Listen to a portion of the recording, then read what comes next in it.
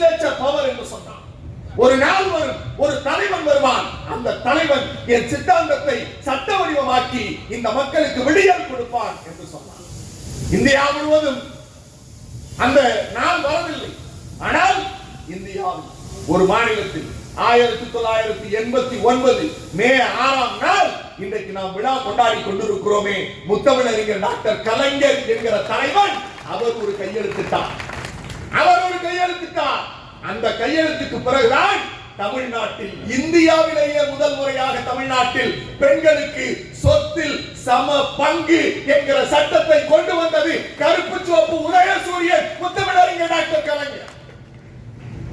நான் இப்போது கேட்கிறேன் உங்களை பார்த்து, சாலை போட்டது பெரிதா, உங்களுக்கு சொத்துரிமை கொடுத்தது பெரிதா? நான் ஒரு கேள்வி கேட்கிறேன். 89க்கு முன்னாடி வரைக்கும் அண்ணன் எப்படி கூப்பிடுவார்? கையெழுத்து வாங்க, ஏய் இங்க வா, இந்த என்ஓசில ஒரு கையெழுத்து போட்டு போ அப்படின்பாரா? நாம கூடி குறுகி போய் அண்ணன் கல்யாணத்துக்கு செலவு பண்ணிட்டாரு, நாம போய் கையெழுத்து போட்டு கொடுத்துட்டு வருவோம்னு கூடி குறுகி போய் கையெழுத்து போட்டு கொடுப்போம்.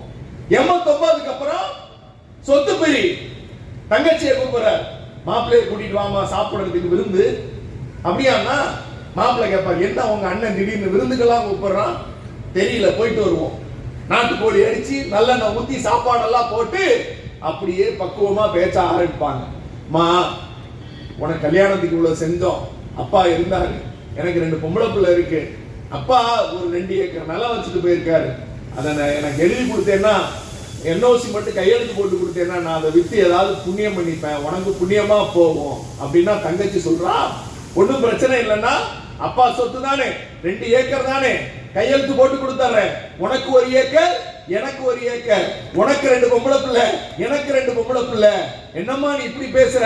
அப்படி பேசலன்னா அப்பாவுக்கு, நம்ம அப்பாவுக்கெல்லாம் தலைவனா இருந்தாரே கலைஞர் தாத்தா, அவர் ஒரு சட்டம் கொண்டு வந்திருக்கார், அந்த சட்டத்தின்படி எனக்கு சொத்துல சமபங்கு உண்டு, 1 ஏக்கர் எனக்கு, நீ தரலன்னா நான் கோர்ட்ல போய் என் உரிமையை வாங்குவேன்னு வீட்டுக்கு அடியில் படுக்கை அறைக்கும் பாத்திரம் கழுவுவதற்குமாக பயன்படுத்தப்பட்ட பெண்களுக்கு சோசியல் எக்கனாமிக்கல் டெவலப்மெண்ட் ஸ்டேட்டஸ்ங்கிற அந்த வார்த்தையை கொடுத்து பெண்களுக்கு சொத்துரிமை கொடுத்து மதிப்பு மிகுந்தவர்களாக மாற்றியது இந்த உதயசூரியனும் கருப்பு சிவப்பும் தான். நாங்க அரசியல் இயக்கம் இல்ல, ஓட்டு பிச்சை கேட்கறதுக்கு. நாங்க நாளைக்கே வந்து முதலமைச்சர், நாளைக்கு நான் யார் தெரியுமா? பச்சை மட்டையில கட்டி வச்சு அடிப்பேன், பைத்தியக்காரர்களாக பேசிக் கொண்டிருக்கிறார்கள். நாங்கள் சாதாரண அரசியல் இயக்கம் அல்ல. அண்ணா சொல்லுவா, this is not a political party, it is a social movement.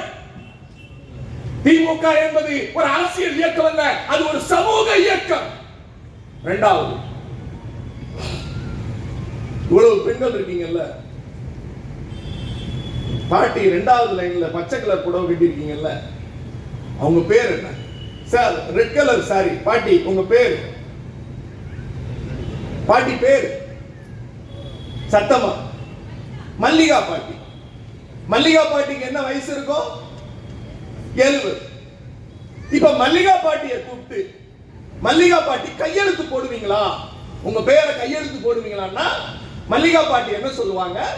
நான் எங்க பிள்ளை கையெழுத்து போடுவேன் சாமி, மைடப்பா கொண்டு வா, கை நாட்டை உருட்டி கை நாட்டு வைக்கிறேன் சொல்லுவாங்களா?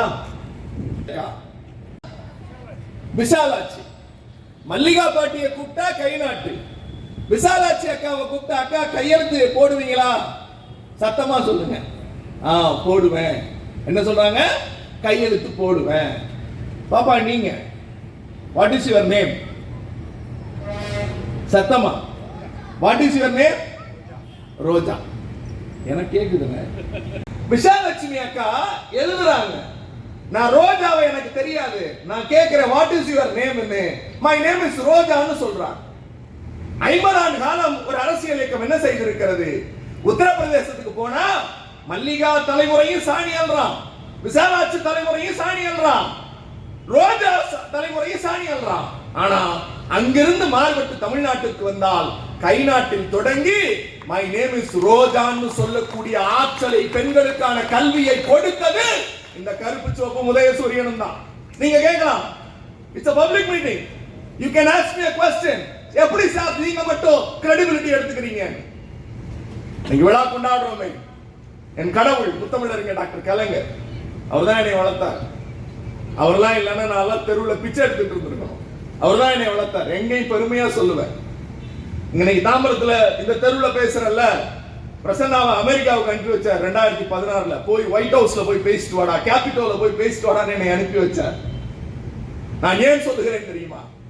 கல்வின்னு ஒண்ணு நாம பிள்ளைங்க முதல் தலைமுறை படிக்கல, 2வது தலைமுறை, சுமார் 3வது தலைமுறையில நம்ம வீட்டுல இருக்கிற எல்லா பிள்ளையும் ஒரு டிகிரிக்கு வந்துருச்சு இல்ல. ஈசிஆர் ரோட்ல போய், ஓஎம்ஆர் ரோட்ல போய் நம்ம வீட்டு பிள்ளைங்க ஐடில வேலை பார்க்குது இல்ல. எதிர்த்தாப்புல இருக்க காலேஜ்ல நம்ம பிள்ளைங்க படிக்குது இல்ல. இது எப்படி சார்? எப்படி? அம்பேத்கருக்கு திரும்ப வரேன். புரட்சியாளர் அம்பேத்கர் ஃபண்டமெண்டல் ரைட்ஸ்ல education is a fundamental right ன்னு எழுதுறார். கல்வி அடிப்படை உரிமை sir. Education is a fundamental right, but அதை எப்படி இம்ப்ளிமெண்ட் பண்றது? how you will implement? ஒரு உரிமையை யாரும் தடுக்க முடியாது. ஆனா அந்த உரிமை எப்ப வரும்னா, எனக்கு அந்த உரிமை இருக்குன்னு தெரியணும். எனக்கு அந்த உரிமை இருக்குன்னு தெரிஞ்சா தானே நான் கிடைக்க முடியும். அப்ப அம்பேத்கர் சொன்னது எஜுகேஷன் இஸ் a fundamental ரைட்ங்கிறத தவிர முத்தமிழறிஞர் டாக்டர் கலைஞர் தான் 70களில் ஒரு ஆட்சியில ஒரே ஒரு வார்த்தையை மட்டும் மாத்துறாருங்க. ஒரு வார்த்தையை மாத்துறாரு. அவர் எவ்வளவு பெரிய மதிநுட்பவாதி, இந்த இயக்கம் எவ்வளவு பெரிய மதிநுட்ப வேலையை செய்திருக்கிறது. நான் உங்ககிட்ட ஒரு கேள்வி கேட்கிறேன். உங்க பிள்ளை 1வது போச்சுன்னா எத்தனாவது வரைக்கும் ஆல் பாஸ்? சத்தமா சத்தமா? 8வது வரைக்கும் ஆல் பாஸா? ஆல் பாஸ் தானே. ஏன் சார் ஆல் பாஸ்? கல்வி அடிப்படை உரிமை. ஆனா 8வது வரைக்கும் ஆல் பாஸ் எப்படின்னா, கலைஞர் தான் ஒரு சட்டம் கொண்டு வந்தார். இந்தியாவிலேயே கல்வி அடிப்படை உரிமை. ஆனால் அந்த அடிப்படை உரிமையை கூட ஃப்ரீ கம்பல்சரி எஜுகேஷன் ஆக்ட்னு, கட்டாய இலவச கல்வி. உன் பிள்ளை 1வதுக்குள்ள போனா 8வது வரையில் அவன் ஆல் பாஸ், படிச்சு பாஸ் பண்ணிடுவான். அதுக்கு மேல உன்னுடைய திறமை கண்ணான்னு அடிப்படை கல்வியை உங்களுக்கு கொடுத்தது இந்த உதய சூரியனும் கருப்பு சிவப்பு முத்தமிழறிஞர் டாக்டர் கலைஞரும் தான். பெண்கள், நீங்கள் கொண்டாடணும் கலைஞர் எப்படி தெரியுமா? 1 கிலோமீட்டருக்குள்ளார ஆரம்ப பள்ளி, 3 கிலோமீட்டருக்குள்ளார தொடக்கப்பள்ளி, 5 கிலோமீட்டருக்குள்ளார உயர்நிலை பள்ளி, 7 கிலோமீட்டருக்குள்ளார மேல்நிலை பள்ளி, 5 கிலோமீட்டருக்குள்ளார பெண்கள் அதிகமா இருந்தா அங்க அரசு பெண்கள் மேல்நிலை பள்ளியை கொண்டு வரணும்னு சட்டம் போட்டது இந்த கருப்பு சிவப்பு உதயசூரியனும் கலைஞரும் தான். இந்தியாவுக்கே ஃப்ரேம் பண்ணார். இந்தியாவுக்கே ஃப்ரேம் பண்ணார். சரி சார், நாங்க வந்துட்டோம், படிக்க வந்துட்டோம், காலேஜுக்கு போகணுமே, என்கிட்ட வசதி இல்லையே. தமிழ்நாட்டில் தான் பெண்கள் படிக்க வந்தால் அவர்களுக்கு கல்வி இலவசம் சட்டம் கொண்டு வந்தார். கல்லூரி கல்வி இலவசம். 2 பொம்பளை பிள்ளை இருக்கு, 2 பொம்பளை பிள்ளை இருக்கு, 2 பொம்பளை பிள்ளையும் கொண்டு வா. கணவன் இல்ல, உனக்கு நிதி உதவி, 2 பிள்ளை படிப்பையும் அரசே ஏற்கும்னு கலைஞர் தான் சட்டம் கொண்டு வந்தார். 2 பிள்ளைக்கு படிப்பு இலவசம். மேற்படிப்பு போறியா படி, அதுவும் உனக்கு இலவசம். படிக்கிறதுக்கு ஸ்காலர்ஷிப் கொடுத்த ஒரே கட்சி எதுன்னா திராவிட முன்னேற்ற கழகமும் கலைஞரும் தான். சரி சார், படிக்க வந்துட்டோம், படிக்க வந்துட்டோம். உங்க ஊர்ல இங்க யாரு தாசில்தார்? யாருங்க தாசில்தார்? லேடிஸ் யாராவது பதவியில் இருக்காங்களா? டிஆர்ஓ, மேயர், அரசியல், டிஆர்ஓ, ஆர்டிஓ, தாசில்தார். இப்ப நீங்க தாசில்தார் ஆபீஸ்க்கு போறீங்க, அங்க தாசில்தார் ஆனா இருப்பார், அங்க பெண்கள் உட்கார்ந்து இருக்காங்களா? ஏசிடிசி எல்லாம் பெண்கள் இருக்காங்க. எப்படி சார் இது? எப்படி? நாங்களா போய் வேலைக்கு போயிட்டோமா? இல்ல, கலைஞர் சிந்திச்சார் பெண் சமூகத்துக்கு. தமிழ்நாட்டில் இருக்கக்கூடிய பெண்களுக்கு அவர் சிந்தித்தார். நான் பலமுறை கேட்டிருக்கேன், என்னப்பா நீங்க எப்ப திட்டம் கொண்டு வந்தாலும் பெண்களை மையப்படுத்தியே இந்த திட்டத்தை கொண்டு வரீங்க. அப்ப கலைஞர் என்கிட்ட சொன்னாரு, டேய், உனக்கு கல்வி கொடுத்தா அது உன்னோட போயிடும்டா. உன் வீட்டுல இருக்கிற பெண்ணுக்கு கல்வி கொடுத்தா அந்த தலைமுறைக்கே கல்வி கொடுத்த மாதிரிடா. நீ படிக்கிறத விட உன் வீட்டுல இருக்க பொன் பிள்ளை படிக்கிறதா முக்கியம். வேலை வாய்ப்புன்னு சொன்னல, டிசி ஏசிலாம் எப்படி வந்தாங்க சார்? பிள்ளைங்க படிச்சு முடிச்சிட்டாங்க சார். இதுவரைக்கும் படிக்காத தலைமுறை ஆண்களோடு போட்டி போட முடியாது. அப்ப என்ன பண்றது? ஓட்டப்பந்தய குதிரையோடு ஜட்கா வண்டி இருக்கிற குதிரையை ஓட விட்டா ஓட்டப்பந்த குதிரை ஜெயிக்கும், ஜட்கா வண்டி குதிரை தோத்து போகும்னா பெண்கள் வீட்டுல புள்ள வைக்கிற எந்திரமா இருந்தவங்களை படிச்சு அவனை வேலைக்கு வர வைக்கிறப்ப கலைஞர் சொன்னார், எங்கள் குல பெண்கள் வேலைக்கு வருகிற போது இந்தியாவிலேயே அரசு வேலை வாய்ப்பில் 30% இடஒதுக்கீட்டை முதலில் கொடுத்தது இந்த உதயசூரியன் கருப்பு சிவப்பு கலைஞர். உங்க வீட்டுல பிள்ளை வேலைக்கு போதுன்னு வச்சுங்க, அரசு வேலை, அதுக்கு அடித்தளமிட்டது கலைஞர். சரி, வேலைக்கு வந்துட்டோம், சொத்து வந்துருச்சு, கல்வி வந்துருச்சு, வேலை வந்துருச்சு, அடுத்து உங்களுக்கான அரசியல் அதிகாரம், உங்களுக்கான அரசியல் அதிகாரம். ரமணி அக்கா மேடையில உட்கார்ந்து இருக்காங்க. உங்க மேயர் வசந்தகுமார் எப்படி வீட்டில் இருந்த பெண்கள் அரசியல் வயப்படுத்தப்பட்டார்கள்? எப்படி சார்? அதுவும் கலைஞர் தான் சார். இந்தியா நான் சொல்றது ஒட்டுமொத்த இந்தியாவிலேயே வேறு எந்த இயக்கமும் எந்த தலைவனும் சிந்திக்காததை கலைஞர் சிந்தித்தார். எப்படி வந்தாரு? இந்தியாவிலேயே முதல் முறையாக உள்ளாட்சி தேர்தல்களில் 33% இடஒதுக்கீடு பெண்களுக்குன்னு இந்தியாவிற்கே வழிகாட்டி சட்டம் இயற்றியது இந்த உதயசூரியனும் கருப்பு சிவப்பும் கலைஞரும் தான். அந்த அடிப்படையில் 33% இன்னைக்கு 50% உங்கள் வீட்டில் இருந்த பெண் இன்னைக்கு மாநகராட்சியினுடைய மேயராக உங்கள் முன்னால் இருக்கிறார், உங்கள் மண்டல குழு தலைவராக, உங்கள் மாமன்ற உறுப்பினராக. பாதிக்கு பாதி பேர் இருக்கணும் தெரியுமா? பாருங்க, பாதிக்கு பாதி இல்ல, நாம இப்ப கோட்டா கேட்கணும்ங்கிறார் காமராஜர். ஏன்னா பாதிக்கு மேல் சார் அரசியலினுடைய தொடக்கம் மட்டுமானால் இருக்கலாம், அங்கே வந்ததற்கு பிறகு பெண்கள் செய்கிற பணி இருக்குல்ல சார், அது வேற மாதிரி இருக்கும். அது எப்படி நடைமுறைப்படுத்தப்பட்டது? இது எல்லாம் செய்தது கலைஞர். இப்படி ஒரு தலைவருக்கு தான் விழா கொண்டாடுகிறோம். நண்பர்களே, நான் இங்க இருக்கிற பெருங்கூட்டத்தை பார்த்து ஒரு செய்தி சொல்லுகிறேன். நான் ஒரு அரசியல் இயக்கத்தில் ஊழல் ஒழிப்போ அல்லது ஒரு இயக்கத்தை தீய சக்தி என்றோ அல்லது நாளை நான் தான் முதலமைச்சர் என்றோ இல்லை வருகிறவன் எல்லாம் பொய் பேசுகிறான், நான் மட்டும்தான் யோக்கியன் என்று சொம்பை வைத்து உள்ளே வைப்பதற்காக அரசியல் செய்யவில்லை. இந்த தமிழ் சமூகத்தை பார்த்து செதுக்கியது இந்த கருப்பு சோப்பு உதயசூரியனும் தான். இந்த கருப்பு சோப்பு உதயசூரியன் இல்லை என்றால் நம்முடைய நிலை என்ன என்று ஒரு நிமிடம் சிந்தித்து பார்த்தால், இன்னைக்கு அமித்ஷா பேசி இருக்கிறார், ஆங்கிலம் பேசுகிறவர்கள் வெட்கப்பட வேண்டிய நாள் வெகு விரைவில் வரும். அமித்ஷா இப்போது பேசி இருக்கிறார் காலை, ஆங்கிலம் பேசுகிறவர்கள் வெட்கப்பட வேண்டிய நாள் வரும், இந்தி தான் இந்த நாட்டின் தேசிய மொழியாக ஏற்படும் என்று சொல்லி இருக்கிறார். இப்போது நாம் கேட்பது ஒன்றே ஒன்றுதான். இங்க இருக்கிற பல பேருக்கு ஆங்கிலம் தெரியுமா? நாம் ஆங்கிலம் பேசுகிறோமா? நாம் உங்கள் வீட்டு பிள்ளைகள் இன்னைக்கு ஆங்கிலத்தில் அம்மா என்று அழைப்பதை விட மம்மி என்று ஆங்கிலத்தில் அழைத்தால் என் பிள்ளை என்னை மம்மின்னு கூப்பிடுது, டாடின்னு கூப்பிடுது, நம்ம சந்தோஷப்படுறோம். ஏன் என்று சொன்னால் உங்கள் பிள்ளைகளுக்கு ஆங்கிலம் தெரிந்திருக்கிறது. ஏனென்றால் தமிழ்நாட்டில் இருமொழி கொள்கை, அதை சட்டமாக்கியது கருப்பு சோப்பு உதயசூரியன். ஏன் இதை இப்போது பேசுகிறேன் தெரியுமா?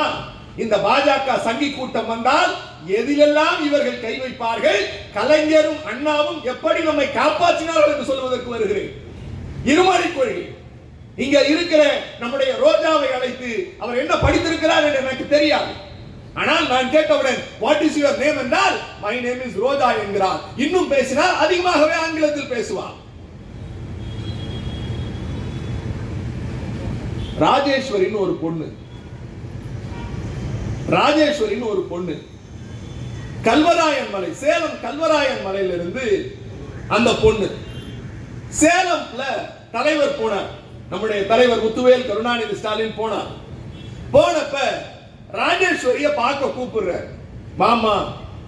அந்த பொண்ணு சொன்னா, ஐயா எனக்கு ஒரு லேப்டாப் வேணும், உடனே HP லேப்டாப், எங்க வீடு குடிசை வீடா இருக்கு, எனக்கு ஒரு வீடு வேணும் அப்படின்னு தொல்குடி திட்டத்துல அந்த பிள்ளைக்கு ஒரு வீடு கொடுக்குற. அப்படி என்ன சார் ஒரு முதலமைச்சர் ஒரு சாதாரண பெண்ணை பார்க்க வேண்டிய அவசியம் என்ன? அந்த பிள்ளை சொன்னா, எங்க அப்பா படிக்கல, எங்க அம்மா படிக்கல, எங்க தாத்தா படிக்கல, நாங்க ST சமூகத்தை சார்ந்தவங்க, பழங்குடியின சமூகத்தை சார்ந்தவங்க, நாங்க மலையில இருக்கிறவங்க, நாங்க கீழே இறங்கி வந்து படிக்கணும்னா 90 கிலோமீட்டர் கீழே வரணும். 3 மணி நேரம் கீழே வந்தா தான் படிக்க முடியும். அதனாலேயே எங்க தலைமுறை படிக்காம போச்சு.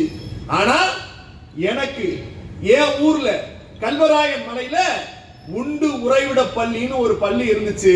அந்த பள்ளியில சோறு சாப்பிட்டுட்டு அங்கேயே தங்கி படிச்சேன். என் மலையில ஒரு ஸ்கூலு எனக்கு சோறு போட்டு என்னைய படிக்க வச்சுச்சு. அந்த ஸ்கூல்ல படிச்சுதான் நான் இன்னைக்கு ஐஐடிக்கு போறேன். ஐஐடிக்கு போக போறேன். இது செய்தியா இருக்கலாங்க, இது செய்தியா உங்களுக்கு தெரியலாம். ஆனால் நாம் இன்னைக்கு விழா கொண்டாடுகிறோமே தலைவர் கலைஞர், அவர்தான் இந்தியாவிலேயே தமிழ்நாட்டில் இந்தியாவிலேயே பழங்குடியின பெண்கள் படிப்பதற்கு உண்டு உறைவிட பள்ளியை தொடங்கிய தலைவர் முத்தமிழறிஞர் டாக்டர் கலைஞர். சார் பழங்குடியினர் சார், அவங்களுக்கு ஆடு மாடு மேய்க்கிறது தவிர எதுவும் தெரியாது. ஆனால் அந்த இடத்தில் இருந்த பெண் ராஜேஸ்வரி இன்னைக்கு ஐஐடி போறாங்க. எப்படி? அந்த பிள்ளை இங்கிலீஷ்ல படிக்கிறா, இங்கிலீஷ்ல பேசுறா, ஐஐடிக்கு போறான். இன்னைக்கு அமித்ஷா சொல்றார், எங்களுக்கு ஆங்கிலம் தேவையில்லை, ஹிந்தி தேவை. நான் உங்களிடத்தில் ஒரு கேள்வி கேட்கிறேன். தாம்பரம் பஸ் ஸ்டாண்ட்ல பானிபூரி விற்கிறது யார்? சத்தமா சத்தமா சத்தமா எனக்கு கேட்கல. இந்திக்காரர்கள். இப்போது நம் வீட்டுக்கு விலை அடிக்க வேண்டும். யார் வேலைக்கு வருகிறார்கள்? யாரு? இந்திக்காரர்கள். நாம் ஹோட்டலுக்கு போகிறோம், அங்கே நமக்கு எச்சிகளை எடுப்பது யார்? சத்தமா இந்திக்காரர்கள். நான் உங்க இடத்துல ஒரு கேள்வி கேட்கிறேன். எங்கேயாவது ஒரு தமிழச்சி கிழிந்த புடவையோடு, அழுக்கு குழந்தையோடு, குழந்தையின் மூக்கிலே சளி வழிய அழுது கொண்டே கக்கத்தில் வைத்துக் கொண்டு உத்தரப்பிரதேச சிக்னலில் பிச்சை எடுத்து நீங்கள் பார்த்திருக்கிறீர்களா? ஆனால் தாம்பரம் சிக்னலில் யார் பிச்சை எடுப்பது? இந்தி மொழி தெரிந்தவன் பானிபூரி விற்கிறான். இந்தி மொழி தெரிந்தவன் எங்களிடத்தில் வேலை பார்க்கிறான். இந்தி மொழி தெரிந்தவர்கள் எங்கள் சிக்னல்களை பிச்சை எடுத்துக் கொண்டிருக்கிறார்கள். ஆனால் தமிழனுக்கு இந்தி தெரியாது, அவனுக்கு ஆங்கிலம் தெரியும். ராஜேஸ்வரி ஆங்கிலத்தில் படித்து ஐஐடிக்கு போகிறாள். நான் முதல்வன் திட்டத்தில் எங்கள் வீட்டு பிள்ளைகள் ஆக்ஸ்போர்டுக்கு போகிறார்கள். அமித்ஷா சொல்லுகிறார் ஆங்கிலத்தை அழிக்க வேண்டும் என்று. நான் என்னிடத்தில் தொலைக்காட்சி விவாதத்தில் வருவார்கள். சங்கிகளோடு மாரடிப்பது என்பது கொடுமையான விடை, கொடுமையான விஷயம். எங்க அண்ணா ராஜா சொன்னார்ல, பிரசன்னா புதிதாய் பேசுவார் என்று. நீங்கள் சங்கிகளிடத்தில் பேசுவது ஒன்று, ஒரு எருமை மாட்டை கட்டி முன்னால் இருந்து பேசுவது ஒன்று. எப்படி தெரியுமா? அவர்கள் விவாதத்துக்கு வருகிற போது மூளையை கரட்டி வைத்து விட்டு மாட்டு சாணியை உள்ளே வைத்து விட்டு வருவார்கள். அவர்கள் 3 பேர் விவாதத்துக்கு வந்தார்கள். இந்தி மொழி பிரச்சனை வந்த போது நான் கேட்டேன், எனக்கு மொழி குறித்து காதல் உண்டு. எனக்கு பிரெஞ்சு தெரியும், எனக்கு ஜெர்மனி தெரியும், எனக்கு எல்லா மொழிகளும் தெரியும். நான் பிரெஞ்சு சரளமாக பேசுவேன், ஜெர்மனி பேசுவேன். ஆனால் நான் தமிழ் மொழியிலே தான் படித்தவன். மொழி என்பது ஒரு அறிவு. இங்கே இருக்கிறவர்கள் யார் வேண்டுமானாலும் கற்றுக்கொள்ளலாம். It's a practice. Language is a practice. It can come at any time. ஆனா அவர் என்ன சொல்றாரு? நீங்க எல்லாரும் ஹிந்தி படிக்கணும். சரியா? ஹிந்தி படிச்சா தான் நீ காசு தருவேங்கற. நம்ம வீட்டு பிள்ளைகள் படிக்கிறது, நீ காசு தருவேங்கற. சரி தந்து தொலை. நாங்க ஏன் ஹிந்தி படிக்கணும்னு ஒரு உருப்படியான காரணம் சொல்லணும்னு முதல் ஆள் வந்தார். அவர் பேர் கருணாகராஜ். அவர் கேட்டாரு, சார் நீங்க தாம்பரம் பஸ் ஸ்டாண்ட்ல போறீங்க. தாம்பரம் பஸ் ஸ்டாண்ட்ல ஒருத்தர் பானிபூரி விற்கிறார்.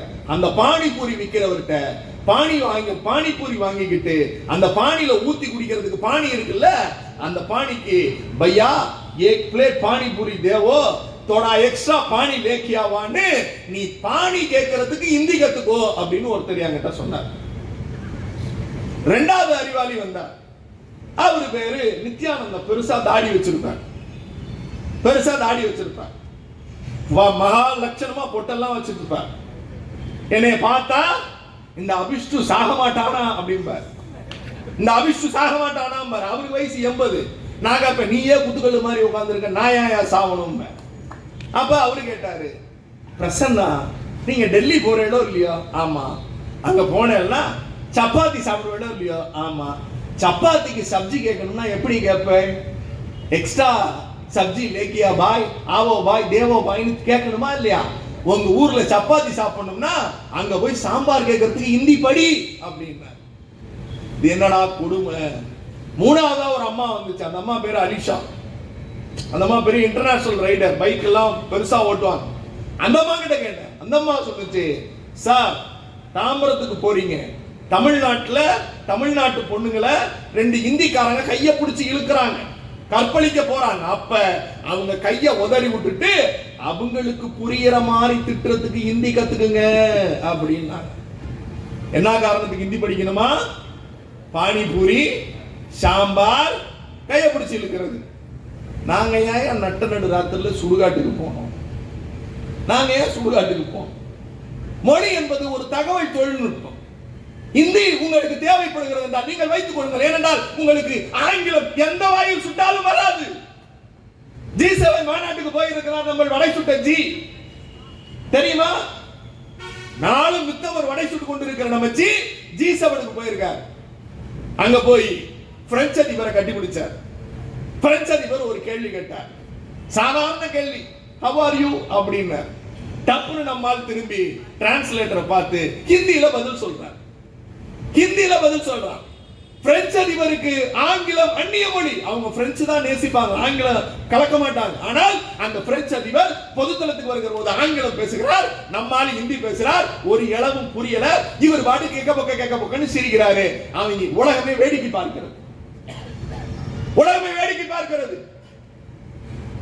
எப்படி 10 ஆண்டு காலம் ஒரு மாநிலத்தில் முதலமைச்சர், 12 ஆண்டு காலம் ஒன்றிய அரசினுடைய தலைமை அமைச்சர், உலக நாடுகளுக்கு போகிறார். ஆங்கிலம் மொழி தெரியவில்லை, நம் கருத்தை பகிர முடியவில்லை. அவன் என்ன சொல்றான் புரிந்துக்க முடியல. ஆனால் அண்ணா அன்றைக்கு சிந்தித்தார். அண்ணா சொன்னார், ஆங்கிலம் என்பது இந்தி பேசுகிறவர்களுக்கும் அந்நிய மொழி, தமிழ் பேசுகிறவர்களுக்கும் அந்நிய மொழி. ஆனால் இந்த மாநிலத்தை ஒன்றாக இணைப்பது ஆங்கிலமாகத்தான் இருக்க முடியுமே தவிர இந்தியை நான் கற்றுக்கொள்வது என்று நீ என் மீது திணிப்பதோ, தமிழை நீ கற்றுக்கொள்ள வேண்டும் என்பது உன் மீது திணிப்பதோ எதேச்சை அதிகாரம். ஆனாலும் சொல்லுகிறேன், உங்கள் இந்தியில் கற்றுக்கொள்வதற்கு என்ன இருக்கிறது? டெலிபோன் டைரக்டரியோ ரயில்வே டிக்ஷனரி தவிர உங்ககிட்ட ஒண்ணும் கிடையாதுடா.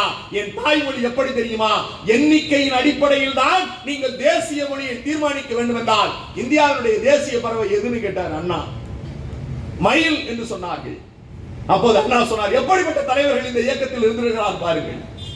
அண்ணா சொன்னார், மயில் தான் தேசிய பறவை. எண்ணிக்கையின் அடிப்படையில் நீங்கள் தேசிய பறவையை தீர்மானிக்க வேண்டும் என்றால் காக்கையை தான் தேசிய பறவையாக அறிவித்திருக்க முடியும், மயிலை அறிவித்திருக்க முடியாது. இந்தி காக்கை போல, மயில் போல எங்கள் தமிழ். ஆகவே எங்கள் தாய்மொழியான தமிழ்தான் உலகத்தின் மூத்த குடி என்று அண்ணா சொன்னார். அந்த மூத்த குடியினுடைய கலாச்சார பண்பாட்டு துன்பங்களை அண்ணா தொடங்கி வைத்தார் என்று சொன்னேனே. ஒரு முக்கிய செய்தியை சொல்லி விடைபெறுகிறேன். என் கையில் இருப்பது கீழடி நாகரிகம். இங்கே உட்கார்ந்து இருக்கிற தமிழனுடைய முகவரி கீழடி. இந்த முகவரி எது தெரியுமா? நாம் எவ்வளவு பண்பட்டு இருக்கிறோம், எந்த கலாச்சாரத்தில் வாழ்ந்தோம். ஒரு இனத்தின் வரலாறு என்பது அவர்களுடைய தொன்மத்திலிருந்து தான் தொடங்கும். மொழியினுடைய தொடக்கம் ஈப்ருவில் இருந்து தொடங்குகிறது என்கிறார்கள். ஈப்ருவுக்கு முன்னால் இங்கே உட்கார்ந்து இருக்கிற தமிழரின் தமிழச்சியினுடைய முப்பாட்டன் தான் பெரும்பாலாற்று படையில் எழுதுகிறான், கல் தோன்றி மண் தோன்றா காலத்தே பாலோடு முன் தோன்றிய மூத்த குடி நம் தமிழ் குடி என்று எழுதுகிறான். எழுதுகிறான்,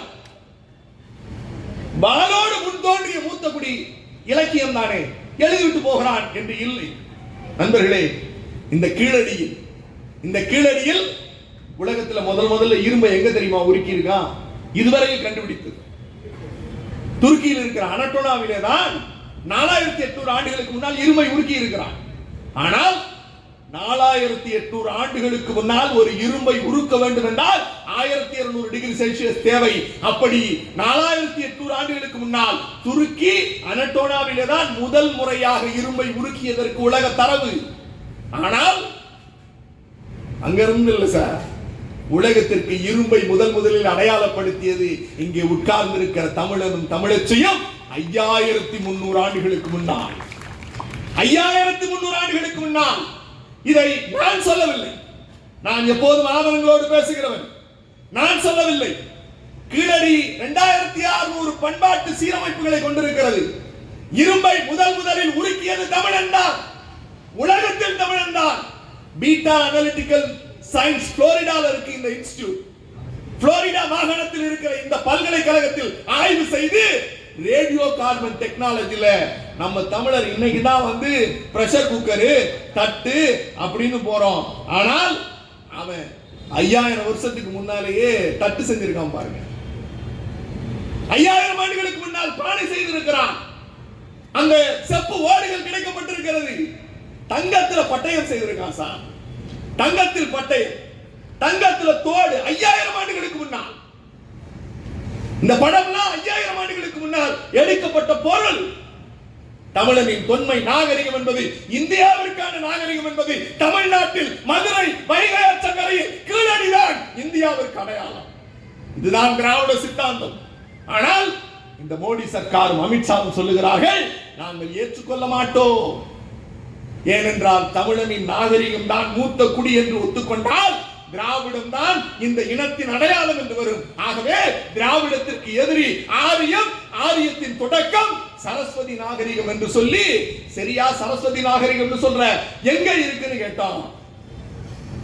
நான் காட்டினல அப்படி ஆதாரம். நான் இது கீழடி தமிழருடைய நாகரிகம், பொருளை ஆற்றங்கரை நாகரிகம், உலகத்தினுடைய பண்பாட்டு தொட்டில் என்று காட்டுகிறேன், ஆவணங்கள் காட்டுகிறேன். ஆனால் சரஸ்வதி நாகரிகம்னு சொல்றியே எங்கயா இருக்குன்னு கேட்டா, ஆத்துக்கு அடியில போய் பாருங்க, அங்கதான் இருக்கு அப்படிங்கிற. ஆற்றுக்கு அடியில் போய் பாருங்கள், அங்கேதான் சரஸ்வதி நாகரிகம் இருக்கிறது என்கிறார்கள். சரியா? சரஸ்வதி நாகரிகம்ங்கிற இந்தியாவிற்கான தேசிய கீதத்தை எழுதிய ரவீந்திரநாத் தாகூர் எழுதுகிறான். ரவீந்திரநாத் தாகூர் எழுதுகிறான். அதில் திராவிடம் பேசுகிறான். அதில் பேசுகிற நதிகளில் சரஸ்வதி என்ற ஒரு நதியே கிடையாது. கங்காவை சொல்லுகிறார், யமுனாவை சொல்லுகிறார், சரஸ்வதியை பேசவே இல்லை. எங்கே இருக்கிறது சரஸ்வதி என்றால் அவர்கள் சொல்லுகிறார்கள், சரஸ்வதி கடவுளின் வடிவம். அந்த கடவுளின் வடிவத்தில் தான் ஆரிய வருணாசிரம தர்மம் வந்தது. அந்த வருணாசிரம தர்மத்தினுடைய தொடர்ச்சி தான் இந்தியாவின் சிந்து சமவெளி நாகரிகம். அந்த சிந்து சமவெளி நாகரிகம் தான் பண்பாட்டின் உச்சம். அந்த உச்சத்தின் அடிப்படையில் தலையில் பிறந்தவன் உயர்ந்த சாதி, தோளில் பிறந்தவன், தொடையில் பிறந்தவன், காலில் பிறந்தவன், காலுக்கு கீழாய் பிறந்தவன் சூத்திரர்கள். உங்களுக்கு கல்வி கிடையாது. அந்த சூத்திர தர்மத்தில், வர்ணாசிரம தர்மத்தில் கணவனுக்கு அடிபணியாத பெண்ணை நடுரோட்டில் வெட்டி நாய்க்கு இரையாக்க வேண்டும் என்று எழுதி இருக்கிறது. இன்னும் ஒரு படி மேலே போய் அந்த தரையில் பிறந்தவர்கள் வீட்டில் இருக்கிற பெண்கள் இளம் வயதில் விதவையாகிவிட்டால் அவர்கள் மொட்டையடித்து வெள்ளை சேலை கட்டப்பட்டு மூளையில் உட்கார வைக்க வேண்டும் என்று எழுதுகிற சரஸ்வதி நாகரிக வருணாசிரம தர்மத்தை மோடி சர்க்கார் ஏற்றுக்கொள்ள வேண்டும் என்கிறது. ஆனால் எங்கள் நாட்டில் பெண்கள் அப்போதே வாழ் பிடித்திருக்கிறார்கள். பெண்கள் அப்போதே தங்கத்தால் அணிகள் அணிந்திருக்கிறார்கள். சுண்டை விளையாடி இருக்கிறது எங்கள் பெண்கள். அதற்கான ஆவணங்களை கொடுத்திருக்கிறோம். பண்பாட்டு விழுமியங்களில் உயர்வில் எங்கள் தமிழச்சிகள் உயர்ந்திருக்கிறார்கள். எங்கள் தமிழச்சிகளை மதத்தின் பெயரால், சாதியின் பெயரால், இனத்தின் பெயரால் அடிமைப்படுத்த முடியாது என்று இந்த உலகத்திற்கு ஆவணங்களின் மூலம் நிரூபித்திருக்கிறது இந்த கருப்பு சிவப்பு உதயசூரியன் மதன் இன்றைய தலைவர் முத்துவேல் கருணாநிதி ஸ்டாலின் என்கிற தமிழகத்தின் தலைவர். அந்த தலைவர் கொடுக்கிற ஆவணத்தை நாங்கள் கொடுக்கவில்லை. இந்த ஆவணம் நாங்கள் கொடுக்கவில்லை. மத்திய அரசில் பணியாற்றுகிற தொல் இதழ் ஆய்வாளர்களான அமர்நாத் ராமகிருஷ்ணன் 927 பக்கம் அறிக்கை கொடுக்கிறார். அந்த அறிக்கையை கூப்பிடுறான். கூப்பிட்டு இந்த அறிக்கையில 2 லைன் மட்டும் எழுது. கடவுள் இருந்தார், கடவுள் இருந்ததற்கான விழுமியம். இரண்டாவது, மாட்டு மூத்திரம் குடித்ததற்கான விழுமியம். இந்த 2ஐயும் எழுதுங்கிறான். தமிழன் என்னைக்காவது மாட்டு மூத்திரம் குடிச்சிருக்கானா? குடிச்சிருக்கானா?